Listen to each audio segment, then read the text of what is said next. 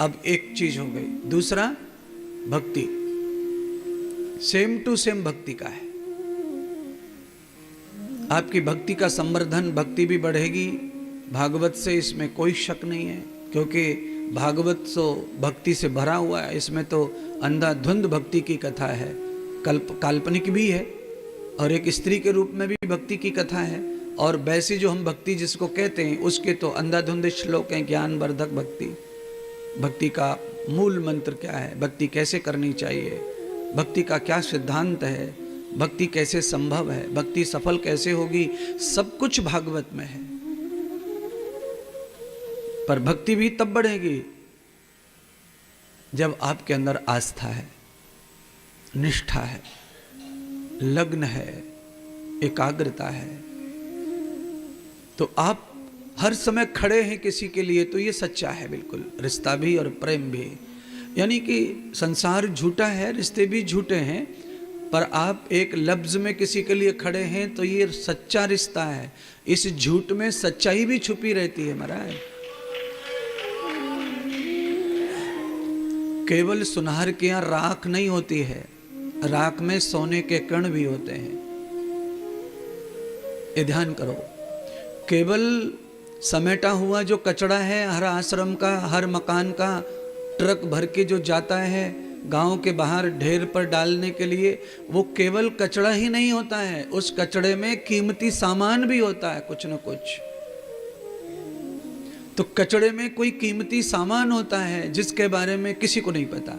मानो मेरा कुंडल गिर गया और मैंने ढूंढा, नहीं मिला, और वो तो झाड़ू में चला गया कचड़े में। और ऐसा तो हर रोज हो रहा है, पूरे शहर में किसी का तो कुंडल गिरता है और वो झाड़ू में जाता है, कचड़े में जाता है, ढूंढ ढूंढ के थक जाते, नहीं मिलता नहीं मिलता, आखिर कहाँ गया कहाँ गया कहाँ गया, हार के थक के भूल जाते हैं, अरे जान दो, गया तो गया, और वो कचड़े में गया।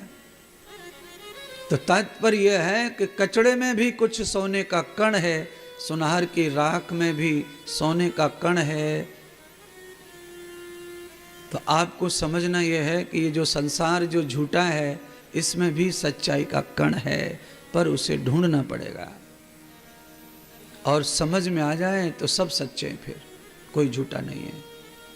और समझ में न आए तो सब सच्चे भी झूठे हैं। न क्षणम कृतम क्षणम भवते त्वया क्षणम, क्षणम कृतम भूतक्षणम यत्स्थान विद्युं क्षणम, क्षणम कृतो ज्ञानम क्षणम, क्षणम प्रदत्त वैराग्यम क्षणम, क्षणम कृतो नवाशितम क्षणम उपासितम, क्षणम कृतम च मूल ध्यानस्थ ध्यानाया क्षणम। सब क्षण भंगुरा है, ध्यान भी क्षण भंगुरी है, वो भी चिर नहीं है। ध्यान भी अस्थाई है, स्थाई नहीं है। भजन भी अस्थाई है, वो भी स्थाई नहीं है। यहाँ जितने लोग बैठे हैं सभी तो भजन करते हैं, पर भजन कौन सा करते हैं? अस्थाई। अस्थाई का कौन सा काम है? अस्थाई का काम क्या है? हो गया तो हो गया, नहीं हो गया तो हो गया। ये भी भजन ही चल रहा है हमारा। तो हम तो महाराज करते हैं भजन, हम तो महाराज गुरु मंत्र करते हैं। तो कौन सा करते हो? तो कहा अस्थाई वाला करते हैं। हो गया तो हो गया, छूट गया तो छूट गया।